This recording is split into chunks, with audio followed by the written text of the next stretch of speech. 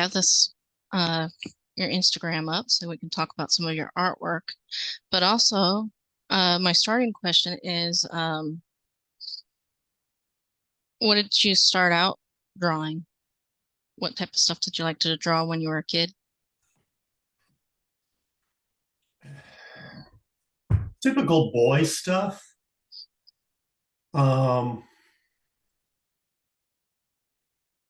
Soldiers, robots. I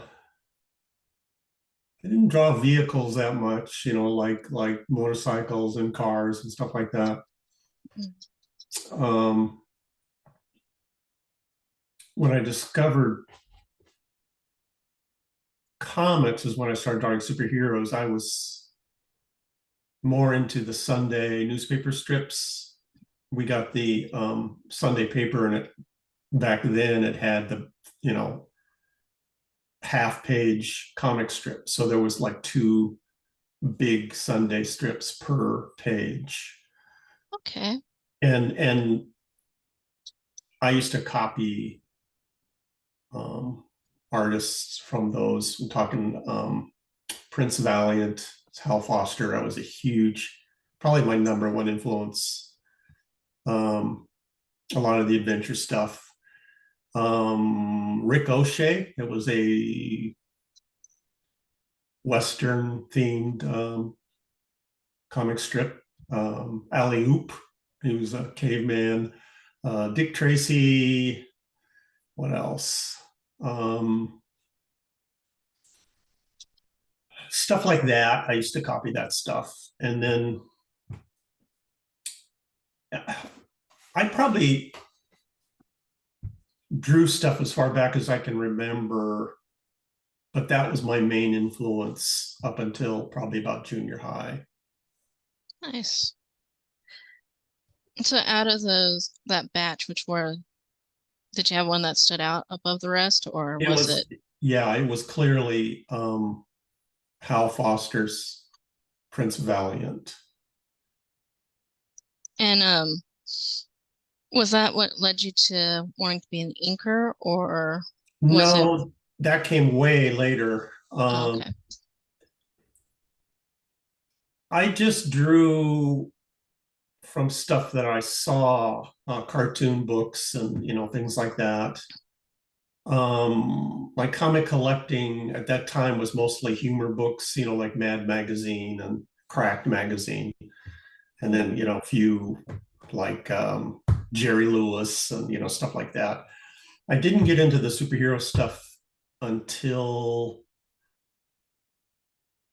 my cousins. They were older and they had a whole bunch of comics, superhero comics, Marvel comics, no DC. John Romita Spider-Man, Jack Kirby, Hulk, Captain America, Fantastic Four, and Thor. That's the stuff that they had. So that was my early days of comics, was the good stuff. And I just drew from that, and I started buying my own, going down to my local 7-Eleven and whatever they had, but it was always Marvel. And over the years, I just did it for fun. And Hmm. then when my guidance counselor in high school was asking me what I wanted to do, I had no idea. I didn't have a plan. My parents really weren't into education and that kind of thing. They just left us. I have two other brothers. They just left us on our own, to figure this stuff out. Yeah. And so when my guidance counselor asked me what I wanted to do after high school, that's the first time I had even thought about it, like around sophomore in high school. I don't know, I guess I want to be an artist. And so I took art throughout high school, every year in high school. And going into college, I just took art classes, but I didn't really have a plan. As a hobby, I drew my own comics. I had my own characters, and like one of them I remember is Sergeant Sarkon and the Mars Patrol. Nice. Um, I think I drew maybe 2 pages of that, I had a stack of character sketches and designs, and because it was a science fiction, I had the design of the ships and their, what they were wearing and all their guns and all that stuff. And I just got burned out on that. And when it came to actually doing the comic, I wasn't interested in it anymore. But I got to the point to where I was just doing this just for fun. And when you're in college, you kind of have to get serious with your goals. And that's when I figured out that ideally doing your hobby and getting paid for it is the best situation you can be in terms of a career. Yeah. And that's when it dawned on me to pursue it as a profession. Mm. And I always liked the inking part. When I'm doing your own comic, you draw it and ink it. And if I was doing a page, let's say it had 4 panels, I'd draw the first panel and then I would ink it. I wouldn't wait till I penciled the whole page. I would ink every panel as I finished it because I couldn't wait to see what it was going to look like in the inked version. And that's when it dawned on me that I just preferred that look, that stark contrast of black and white over the pencil art. And the process of inking appealed to me. The mechanics of it, the craftsmanship of it appealed to me. And that's when I started concentrating on the inking part. And I knew I was better at inking than I was penciling. I was, inking my own Yeah. stuff. And the learning curve, I mean, I knew I had a ton to learn, but I was catching on the inking part quicker. And so that's when I concentrated on the inking part and started pursuing inking as a career, and thought maybe I would get into penciling later. So have you gotten into penciling more now? Have you, after Uh, been doing it Now for I so long? have, yeah, now I have. My plan didn't really work out as originally thought. I I got better as a pencil artist, but I never enjoyed drawing. It was always work to me. It used too much of my brain power to come up with the stuff that I wanted to do. It was always harder for me, and the inking part was always easier. And I just enjoyed it more. Like I said, I just enjoyed the process more. So I never really pursued uh, drawing assignments in my freelance career. They popped up every once in a while where I would have an opportunity to draw something, but it wasn't something that I sought after. And then when I phased out of mainstream comics, that's when work was scarcer. And so I would take on drawing gigs, stuff that I was, inking myself, my own work. And that's when I started getting better at it because it, forced to do it. And so Mm. probably the last 10 years, it's been when I've been doing way more drawing than my previous 30 years in mainstream comics. So what made you leave the mainstream comics? Um, how much time do we have? That's 11:05. There's a lot of problems with freelancing Hmm. in comics if you're trying to make a living, and especially if you have responsibilities, like family and rent and Hmm. or mortgage or that kind of stuff. Living. It's set up to the companies utilize the least expensive artists Hmm. that will agree to work for them. And over the years, and with costs of living, your page rate should go up. In comics, they go down. So maybe an example, in the mid 90s, I was making $140 a page inking for DC. And that was a decent rate. If I could, do 2 pages a day, that was a decent rate. Mhm. Working for Marvel and DC, the last time I worked for them, which was about 8 years ago, my rate was $100 a page. Wow, that's quite a drop. So that's a huge drop over 20 years. And I just couldn't afford to work for them anymore. And Yeah. and there weren't that many artists. And if you look at the freelance pool of Marvel and DC now, I don't think there are any artists, my age working for them. And some of it has to do with, pure page rate, and some of it has to do with just the company politics. Hmm. We won't get into that, but they have an agenda, and they don't treat you very well if you don't if you don't agree with their agenda. Yeah. Um, Can you see the page I pulled up? Pardon me? Oh, I pulled up one of the samples you had sent of the I'm still looking at the oh, okay. Instagram. Hold on, let me stop that. There we go. Okay, yeah, that was one of my early inking jobs for DC. It was one of the mystery books. I think I mentioned. Yeah, I showed this page on Graybeard's.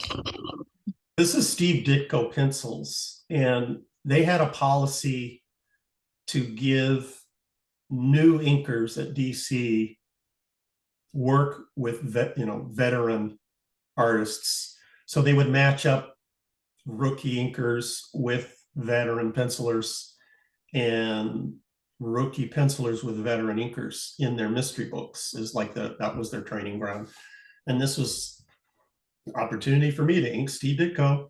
I absolutely had no business doing that because I didn't know what I was doing. The previous one was Mark Beecham, um, Oh, Huntress. And that's when I was starting, to learn some more stuff and getting a mhm, little bit better. You could see my use of Zipatone. I kind of almost every panel has Zipatone. mhm. That's the gray shading film.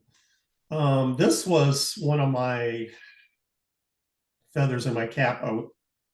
Dave Gibbons was doing artwork for the Amalgam Marvel DC series, and this is the Amalgam Captain America's characters. And these for the trading cards, and so I was able to ink Dave Gibbons on these trading cards. I had inked him previously on a Brave and Bold Batman story, and he liked what I did, and so he asked for me for this. So this was a lot of fun. I always loved Dave Gibbons. I don't think his name is mentioned enough when people talk about great artists. He's an amazing illustrator. There we go. Nice piece. Yeah, it was like it's hard when you're inking over artists that you love and admire, and it's very intimidating. Mhm. This is a cover to the very first series, regular series that I got in my career. This is Blue Devil. This is one of the Blue Devil covers that I did for DC over Paris Collins. Mm. Paris Collins is an amazing penciler, very, very energetic. A lot of life in his work, and his personality matches that. He's just you see the energy in his work. That's what he is like as a human being. It was a lot of fun to ink this series, and I learned a lot. Yeah, you can definitely tell the progression of how you handle like a space scene where it's all kind of Yeah, most pencilers, when they indicate outer space, they won't draw it. They'll just write in that area black with stars. mm.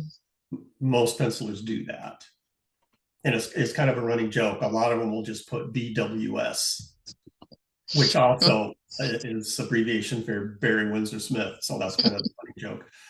And so you just kind of left up what outer space scene do I want to see out there? And I always kind of went overboard on space scenes. This was a Doom Patrol characters guest starring in I can't remember the title of the book, but it was over Dan Jurgens. And again, like the middle panel, heavy use of Zipatone. So I was able to ink a lot of different artists when I was working at DC. Very nice work. I'm not surprised to see that. Okay, yeah. And then I did get the first book of Son of Samson. So if Oh, you you want to talk did? about, yeah, Where'd you find it? Amazon, Okay. $8. Okay. Saw that you had a Monty Python joke in there. Yeah. Yeah. I steal from the best. Yeah, it was a good story. Had some fun moments, like when he's running away from the maidens in waiting. Oh yeah. Yeah. Um, that's a an 8 volume series, and it's Mhm. the stories are all connected, and so that character changes a lot. He's got a completely different in volume 8 than he is in volume 1. Yeah. The agreement that I had with Zondervan for that series, they didn't tell me initially their master plan for those books. I thought I was just doing one book. Oh And yeah. the idea came, that was Son of Samson was one of those stories that I worked on as a hobby before I became a professional. And Zondervan put out amongst the freelancers that they were looking for artists and proposals for comic book series. And I sent them a series. It was completely different than this. And they contacted me and said, we like it, but it's a superhero series and we already have one of those. So do you have anything else? And this was like a formal proposal. It was several pages. It had artwork. It had story outlines and character designs and all this. But all this, I spent a couple of weeks on the proposal. So I'm on the phone with them and they say, oh, yeah, we can't use this. We like it, but we can't use it. Do Oh you have wow. anything else? And so off the top of my head, I remembered the Son of Samson stuff that I did like in college. And I pitched him that outline with just a couple of sentences. And they said, oh, we like this. Send us a proposal. And as I'm working on the proposal, they already agreed to do it without telling me. And they just sent me the contract. And so I get the contract, and this Son of Samson idea was an 8-page story that I did years ago, like I say, in college. Yeah. They sent me the contract, and it was for 8 books totaling 1,200 pages. I said, okay, can I stretch 8 pages into 1,200 pages? And that's what that series is just taking that nugget of that character and that situation and expanding it into a whole world. And Sergio Cariello was the illustrator on that. I wrote it, but I didn't illustrate it. And he did an amazing job in the artwork. Yeah. I was curious to hear what you thought of the inks, because in some places it seems a little bit more loose. Oh yeah, Sergio's very loose. The page rate wasn't great. And so Sergio has the ability, and there's not too many artists that work in comics that can do this. He has the ability to just do very basic layouts with zero detail and then finish the artwork in ink. And so he's putting in all the detail in the inking stage. Wow.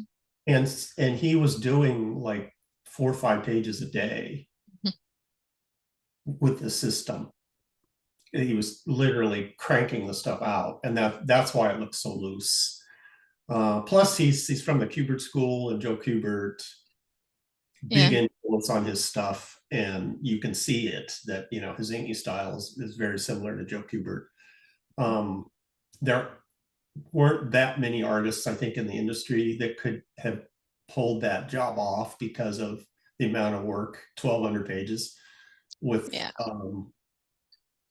with a tight deadline and low page rate. But he hmm was able to do it because he's so fast. But yeah, yeah, his style is completely different than mine. yeah. The characters have a lot of acting moments in it, so that's Right. pretty good. Right. Yeah. Now, on the independent front, you crowdfunded the your book, Brush with the Destiny. Was that your first crowdfunding experience, or had you done Yes. anything before? Yes. I have big plans. I want to do a graphic novel, Hmm. and I've not done crowdfunding. So, the idea of crowdfunding a project where I'd have to produce the artwork as I went along and do the campaign was kind of intimidating. I'm soft selling it, extremely intimidating. Yeah. So I decided to put out an art book of artwork that was 90% completed. And so most of these pieces that you're looking at on my Instagram page are in the art book. And they're pieces that I've done, either commissions or pieces that I've done just for myself, and then I like sell them as prints at shows. This was a commission. And it just, these pieces that give me a chance to explore illustration techniques that I wouldn't have time to do in regular comics. You see a lot of movie characters, comic book characters. Some of these are like, this was a commission to finish a half inked Wrightson piece. So I just traced off what he had done. This is not on the original. Traced off what he had done, and filled in the rest of trying to guess what he would do in this Wrightson, Frankenstein, Franklin Booth inking Hmm. style. Now, I did notice that um, the way you hold your brush, you support it with your fingers. Wrightson does that too with his pencils. Yeah, I use two hands, and I Yeah. didn't even know I was doing that.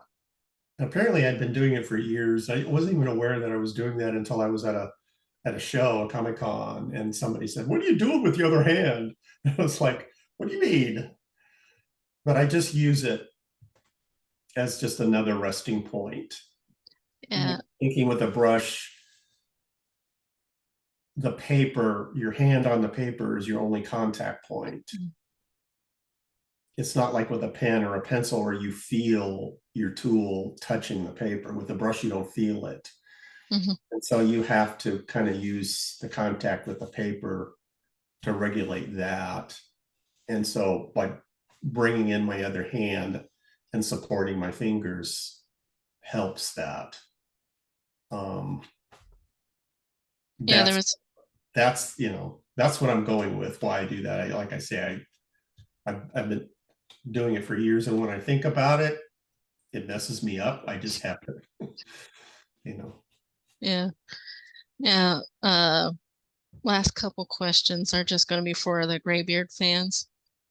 First one, who's your favorite Graybeard? um, what I should say is I don't have a favorite, but What you're going to say is different. exactly. I've known David Williams for a long time. I inked some of his very first work. Hmm. That's This really is cool. this is early 90s, and David was like still a teenager. That's how long I've known him. Hmm.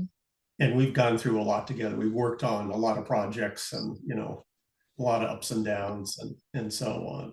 I consider David a very good friend, um, and so I would have to say David. Okay. And then And I've known Aaron a long time too. I yeah, mean, we worked on Sledge together, but I've known David much longer. yeah, that's cool. Uh the other one was about a fan sent you like the corn dog maker. Have you used it yet? No, because it's set up to like cook, I don't know, 6 corn dogs at once, and I don't. Despite popular mythology, I don't eat mass quantities of corn dogs. I'll have one every once in a while, and so I've not had an occasion to heat up more than one at a time. You can make and freeze, right? Well, I just usually I'll get them that they're already frozen. Hmm. Um, but that's like emergency food. It's not something that I look forward to. But if I need to eat something quickly, it's falling back on the corn dog. That's always a staple. Yeah. And then oh yeah, I almost forgot.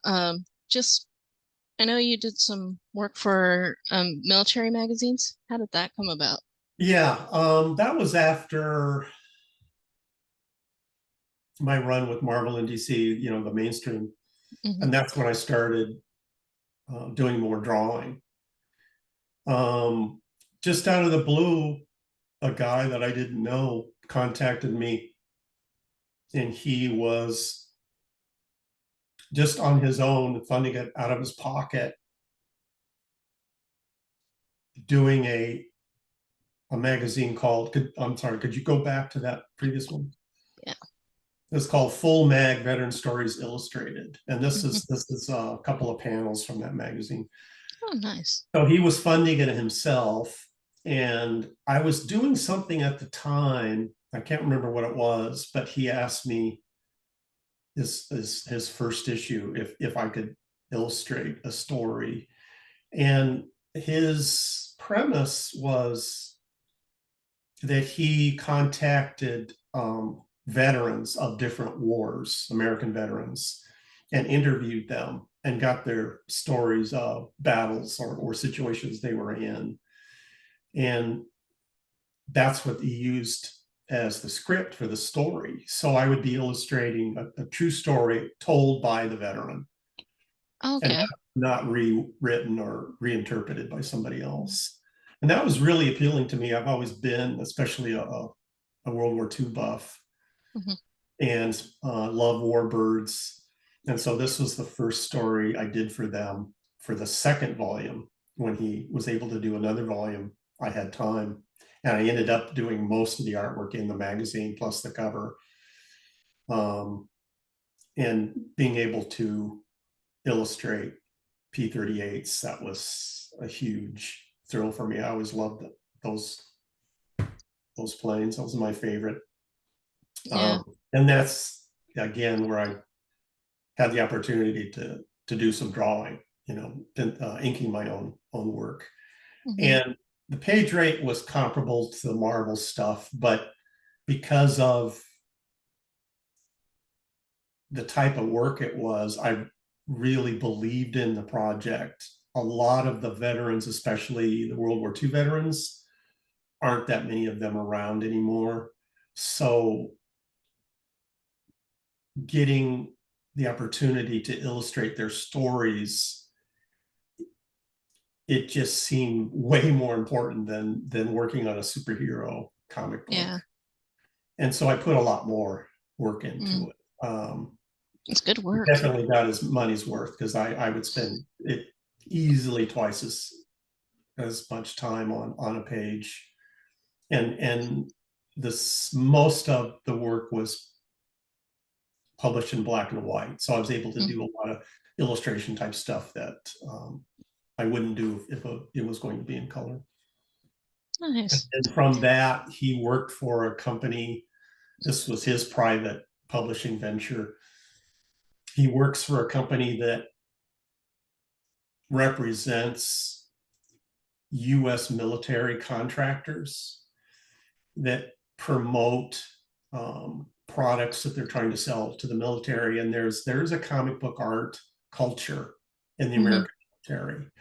And so, because he was a comic book fan, he showed them stuff that I had done for Full Mag. And so I started getting work for that company, illustrating um, technical products, medical products, backpacks, military gear, that kind of thing, and comic book style covers. So I would do like a backpack system drawn in a Marvel comic style, and they would make posters of it and distribute it as PR for these products. And the people that work for these companies are all, most of them are ex-military, and so they all responded to this work, and so I ended up doing quite a bit of work for them. Is the company was kind of an offshoot of um, Montana State University, and so I became a part-time employee at Montana State University while I was working on that.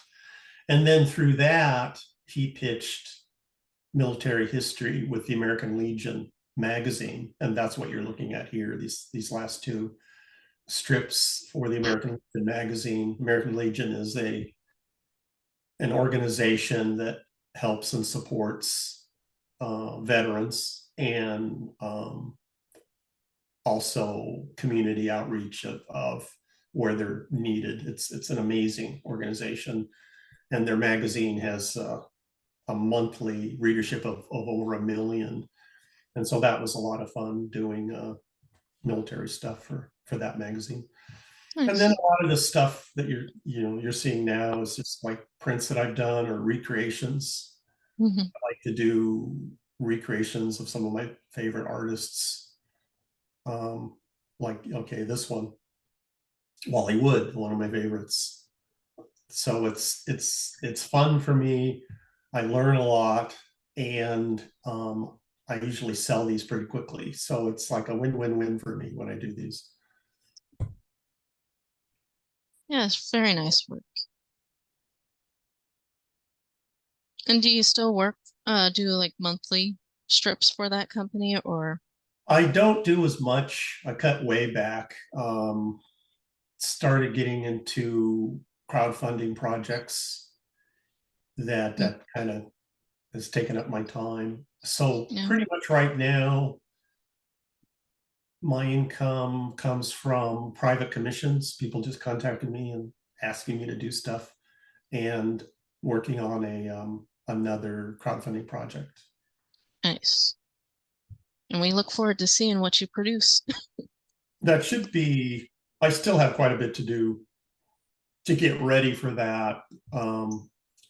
That Space Girl piece, I, Um, we saw it briefly earlier. That one, yeah, that's the character that I'm going to use in mm, my graphic novel. I mentioned, I think this is the last piece in my art book, Brush with Destiny, and mentioned the graphic novel. Um, so I'm going to use this character. I'm currently writing the story and working out the designs, uh, nice. but it's going to be her. And basically, it's not. It's more of a drama. It's not. There is humor in it, but it's not like Aaron Lopresti's Yeah. Kit Carter, where that's mostly humor.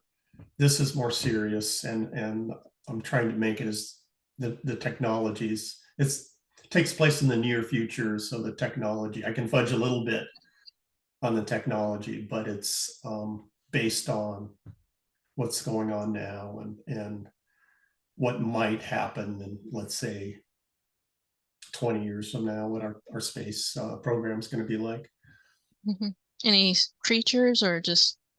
Oh yeah, there's but Very it's cool. yeah, but it's based on something. I'm not going to give away what it's based on, but Hmm. it's based on um,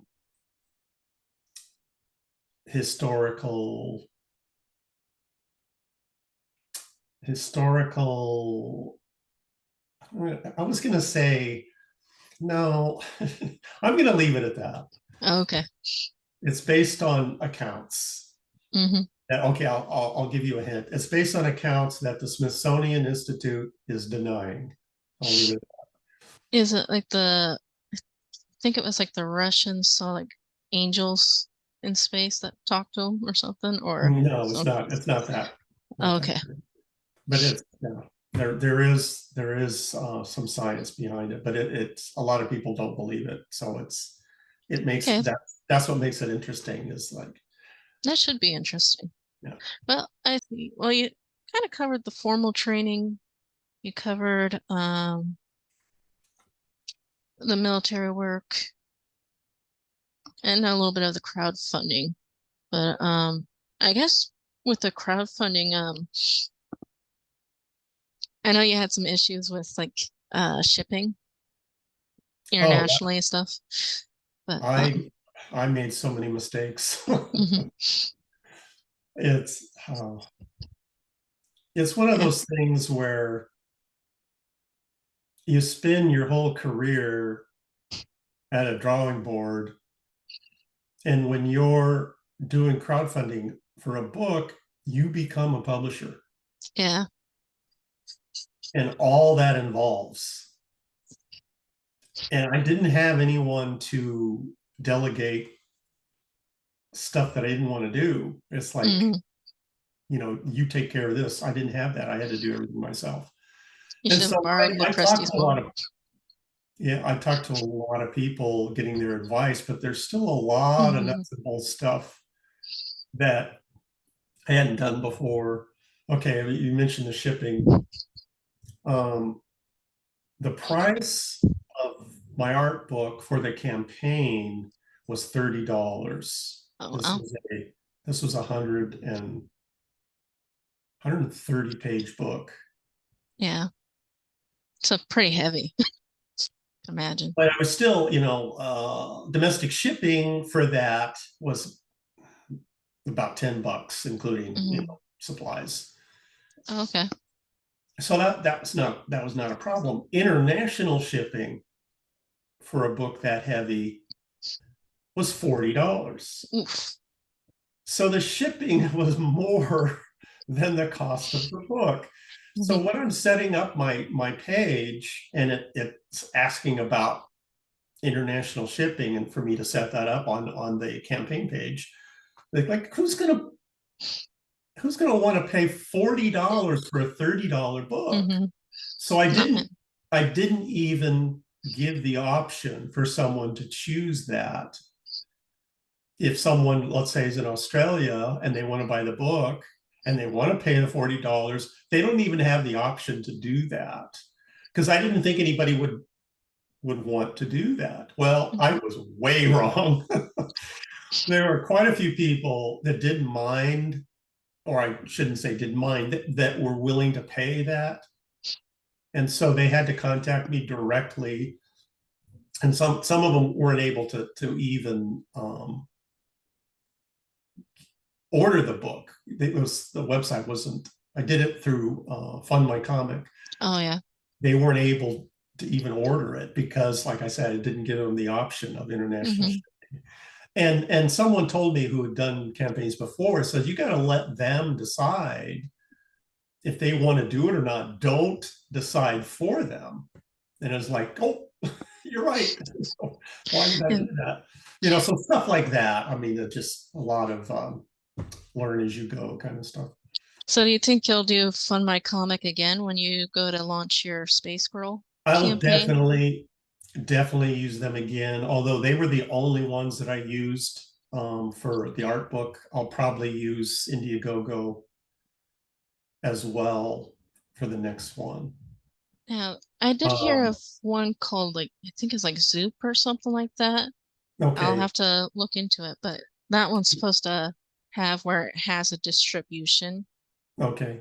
But yeah, I mean, it depends on your campaign. If you're yeah. doing a six-figure campaign, then you can afford to take some of that money and pay people to help you fulfill Hmm. it.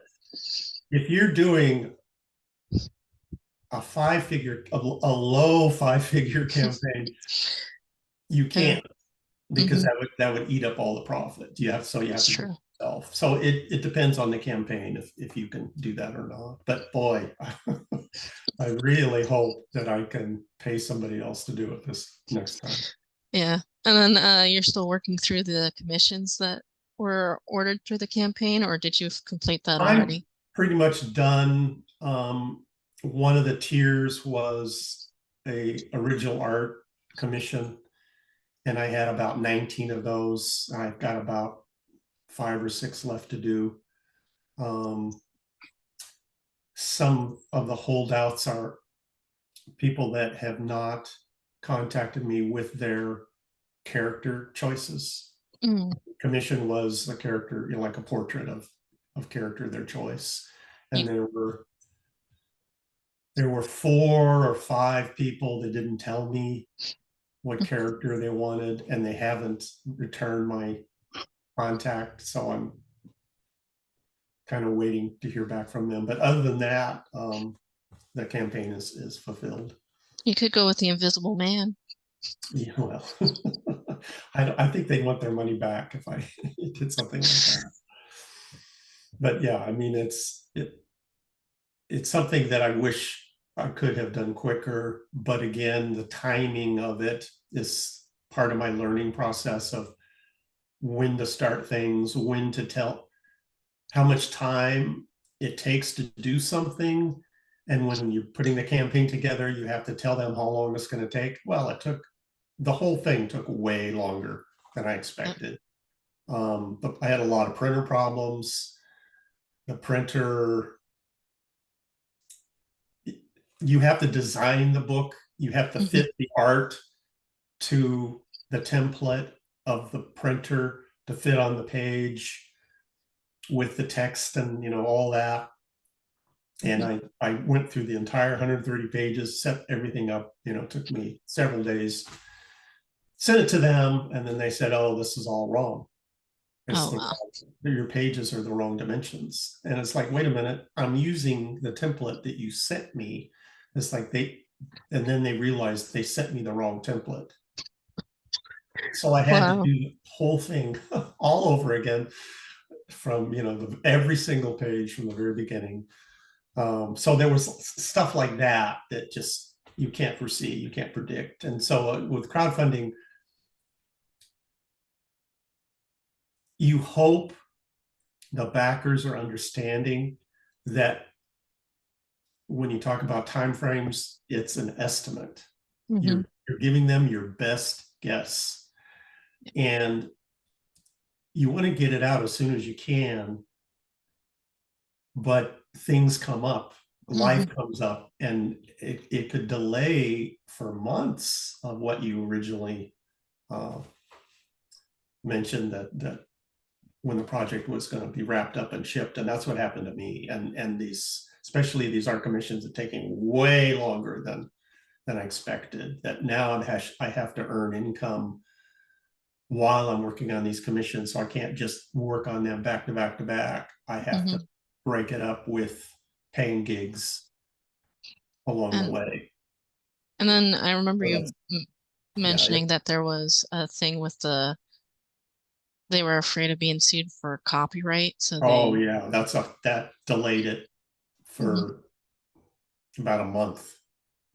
They Yeah. saw a lot of the images, not Jesus. I mean, this one was not in the art book. This is Yeah, a piece I did after the art book. But just like yeah, Bruce Lee. they saw a lot of the Marvel and DC characters that were in my book, and it's like, oh, Disney's going to sue us. Yeah. And so that was a whole thing that I went round and round with. They finally, through my printer rep, decided to do it. But again, it was all done, ready to go. I'm waiting for them to tell me when the book's going to be finished, and they say, "Oh, we decided not to do it." Like, Mm. What? Yeah, so there's stuff like that happens that you can't predict. And then you mentioned that you're into video games and Fallout particular. Um, there's a few that I like. I'm not a huge video game player, but there's a few that I like. Fallout is one. Um, I'm actually replaying Fallout 4 Nice. because I saw the series and I enjoyed it quite a bit, and so Mm-hmm. I'm replaying it. Um, I like tech stuff. I don't like robots Yeah. because they're hard to illustrate, but this character is more like a knight, Mm-hmm. and knights in armor. That's goes back to my Prince Valiant days, Yeah. and so that's what it reminded me of. That's why I wanted to do it. Um, but robots are hard. Okay, that Maria robot that you just had up Mm-hmm. from Metropolis, this is one of the most difficult illustrations I've ever done Wow. because there's so many highlights and dark areas, reflective light on a shining surface. And when you're dealing with a shiny surface and tech and mixing them together, it becomes very complicated. So Yeah. this was a very difficult piece for me. But I really like the way it came out. But if you look at it closely, it's extremely detailed, and this I think this piece took me 4 or 5 days, and I usually most of the portraits that I do take a couple of days. Mm-hmm. So this was easily twice as long, Wow. So and how it's many? something that I wanted to do. It's like I always Yeah. liked the character Mm-hmm. in the film. It was way ahead of its time. And then a lot of these are those that kind of thing. I just like a character and then I'll do it, and then I put it. Mm-hmm. Hopefully somebody else will like it when I put it up for sale. Yeah. So how long does it usually, how many portraits or pieces can you usually make in a week? um Pieces like this, if I can do two of these a week, I'm pretty happy. Mhm. This is a Wrightson recreation. Nice. Wrightson is tough because he Mhm. every square millimeter is packed with line work, Yeah. and it's intricate line work, Mhm. and his inking style is kind of a loose, controlled, which is really tough to do. Um, I'm more precise, like more logical in my patterns, and I try to figure everything out first before his stuff is I think he just kind of goes for it, and I tend not to be like that. Mm. And this was just a piece I did for different textures, Yeah. trying to get Some in textures as I could fit into one piece. some good as atmospheric perspective there. Yeah, The grays and the mist. but again, this was something an illustration that I would not do in mainstream comics because it Mm. takes too long and the page rate is so low that I mean, this took me a couple of days, and if I was getting paid $100, probably my pencil rate plus the inking rate, it would be minimum wage. Mhm. And this is just a Batman piece that I was experimenting with, a cross hatching technique that I hadn't used before, and most of my portraits, that's the motivation behind it. It's not that I was dying to do a Batman. It's just that I had a technique that I wanted to experiment with, and I thought, well, if I put this technique on a Batman portrait, I can probably sell the original. Wow. That's my thinking. This one, I wanted to do a scale texture on a dragon, and so what dragon could I use? And then if I pick a popular character, then I could sell the original. So I have to throw in the, Mhm. commercial aspect, the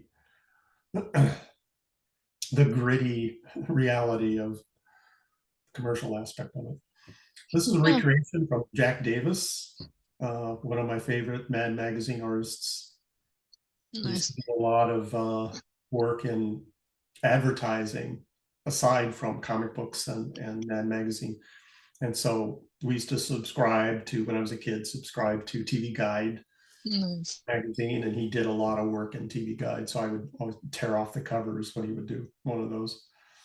So he was a big influence on me, but not because he's so cartoony, not in my drawing, but a lot of his inking techniques I use today.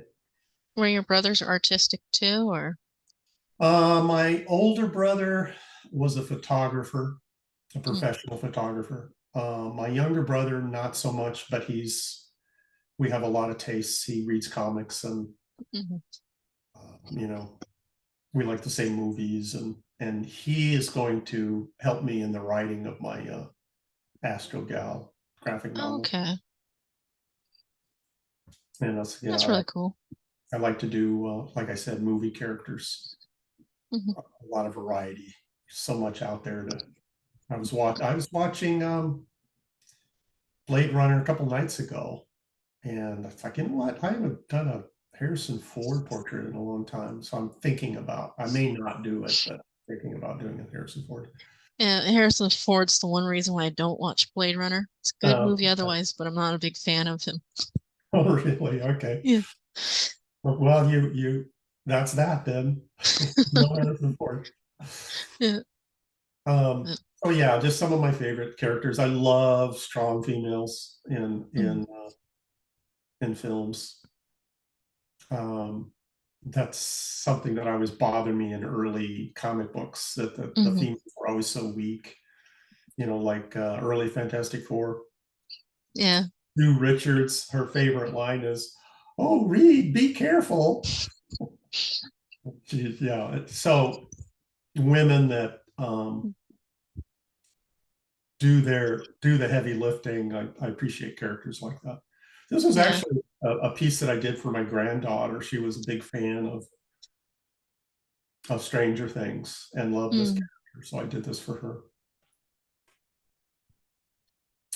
You gotta love Uhura, one of my favorites. I don't think she had enough screen time on the TV series. Yeah. My favorite from the original series was always McCoy. Oh, really? Yeah. I didn't like him so much because he was always griping about something. But Well, when I think back, that's pretty much what I do on Graybeards, is I just gripe about stuff. Gary's beef. Yeah. Uh, yeah. I also like. Well, I guess I like Gripey Man because I like the show Becker too. That Okay. that was No, I childhood fun. like what Leonard Nimoy was doing with Spock. He was my favorite Hmm. character, aside Hmm. from Uhura. Dan likes Spock too. Oh, okay. That's what he mentioned. And ever since I've been on Graybeards, I'm constantly getting invitations on Facebook to join Star Trek fan groups. I probably get one of those a week. It's like, Wow. what do you what have I communicated that you people think I'm a big fan of Star Trek? I constantly give Aaron a hard time about Star Trek. Hmm.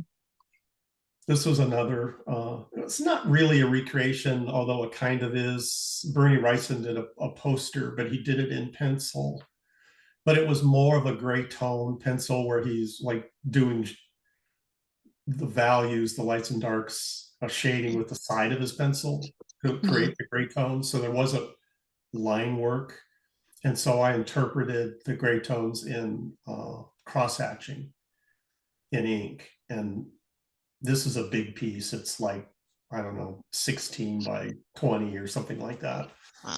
And Some it took me a week. It was one of the more labor intensive pieces. But very nice all piece. the grays are all, it's hard to tell on the screen, but it's all cross hatched. Wow. Raquel Welch, enough said. Hmm. And then for process, do you work in silence or do you like to have music? I did see that you have a classical music playlist, so. Yeah, I listen to a lot of classical, mostly Baroque. Um, Hmm. it's good concentration type music. Hmm. I'm able to spend more time at the drawing table if I'm listening to that kind of music, or I listen to a lot of books on tape. Nice. So if I have something like that, I'm able to spend more time. I can't spend as much time on the drawing table as I used to. Now, if I can do an hour and a half, that's a good shift for me before I take a break. Mm. And if I don't have any music on or anybody reading a book or anything like that, I start getting bored. My mind starts to wander and my concentration, starts to ebb. And that's the benefit of listening to something. But it can't be, I can do it with inking. It's harder for me to do it with drawing or writing because it takes more brain power for me to do Yeah. those two things. Inking, I could do several things. It's like driving a car for me at this point. Hmm. I can multitask when I'm inking. A lot of people, it's the opposite. Like with David Williams, Hmm. he needs 100% concentration when he's inking, but when he's drawing, when he's penciling, he's juggling plates, he's doing all kinds of stuff. I can't do that. Well, you have like over 30 years, right, in inking, and a smaller amount of time in penciling, so that makes sense. You've built up the motor skills, the muscle Yeah. memory for the inking. I don't think it's muscle memory. I think it's your thought process Mm. where you kind of get into a rhythm and you're not concentrating on every single line. When you're doing that, it's more mechanical and you start tightening up Yeah. and because I'm a brush inker, if I can get in, my goal is to get into a rhythm. And with brush inking, I don't start off doing my best stuff at the beginning of the day. That always Mm. comes later, if at all. Mm. It's every day is an adventure with brush inking. Yeah. This is Um, kind as of a that, living medium. yeah, it's very elusive. And like I say, you don't feel the brush hairs on the paper. And so it's not something you can just fall into from the day before when you start in the morning. You kind of have to, you're starting ground zero every single day. And some days are better than others. Some days I think I'm an inking god, and then the next day I can't ink anything. Hmm. I mean, it's, so Yeah. God does have a way of humbling when I'm, start Yeah. feeling proud of myself. This is a cover to uh, Full Mag. Speaking of God, what denomination are you, if you don't mind me asking? Um, I don't belong to a denomination. Mm. Um, I've gone to different churches, but I've always been non-denominational. It just depends Hmm. on how fundamental they are. Yeah. When I go to a church, Christian church in a new area, that's what I'm looking at is their fundamentals, the people that are there. Yeah. It's mostly about the people. Hmm. It's interesting. I've been to churches all around the country. Grew up in California. Hmm. Um, how welcoming people are when you're new, kinds of activities they have after church, in between the Sundays. That's Yeah. important to me. Hmm. I found that, especially in Oregon, they're not as, it's like churches in Oregon, people leave the church as soon as possible after the service is over. Churches that I'm used to, people hang around and talk, go out Yeah. to lunch together. They have potlucks, stuff like Hmm. that. Here, people they can't wait to go home or go off to whatever plan they Hmm. have for Sunday. I just always thought that was odd. But Yeah. again, that's how I look at churches. It's more about how they connect with people and what their doctrine is. Yeah. And And then, I tend not to like. I don't like clubs. I don't like mhm, yeah. becoming members. I mean, I never understood that. So it's more what I'm getting out of the church than Hmm. being a member of a what was that old, I think it was Marx, Groucho Marx, that says I don't want to belong to a club that would have me as a member. Hmm. And I I think the same way. Here's Yeah. another recreation. This one is um I can't remember. This was one of the first superhero portraits that I did. Nice. You see the style is a little less illustrative, a little more comic book cartoony, Hmm. but there are elements of illustration. Like that camera is from photos of an actual Nikon, Yeah. and the buildings behind it. I simplified the buildings a little bit, but I use a lot of photo reference in my work. But I love the Romita and Steve Ditko Mm. Spider-Man, and so I tried to put some of that into this. But this was probably about the third or fourth superhero portrait in this um, theme of portraits that I did when I started doing these.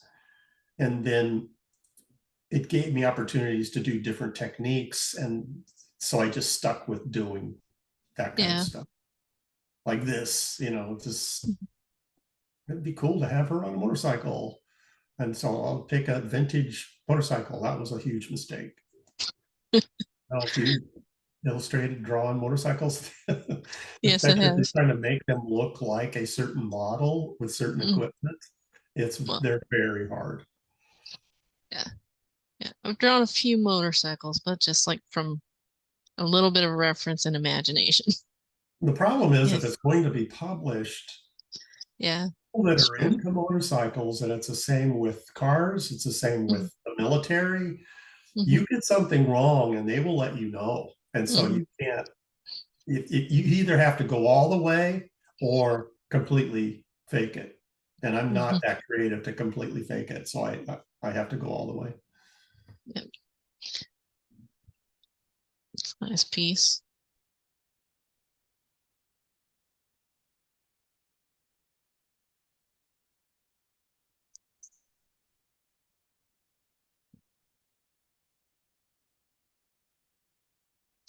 Now, well, hold on. I love this character in the movie. I was really mad when when she got it. Yeah. Yep. That is a good movie. This is a Mobius recreation. Nice. He uses a pen, kind of Mm. traditional Croquill, and so I tried to mimic that style with a brush. That's what I was doing here. Some really impressive thin lines that you created on this character. Thank you. But that's like the versatility of a brush is that you can do all that with the Hmm. same tool. Yeah. Well, yeah, I think that's all I have for you. We got through the questions. Okay. We'll look at one more piece and then head out. I can't remember the name of this actress. She's a actress from like the 50s, 40s and 50s, probably 50s. Um, just really alluring face. I thought, okay, I've got to draw her. But again, thinking like a freelancer, if I make her a character, I can sell prints and sell the original. And so, okay, Yeah. tried to make her the Vampirilla, but it was more the expression and face of this particular actress is the reason why I did this piece. Mm, yeah, just nice shine on the gem right there. But, all right. Trying to mimic the highlight in her eyes. Mhm. Very nice. Thank you. You're welcome. Well, I'm gonna let you go. It's about noon. I hope your Okay, doctor appointment goes well. perfect. Take care and God bless. Thank you. Welcome. Right. Have a good day. Thanks a lot.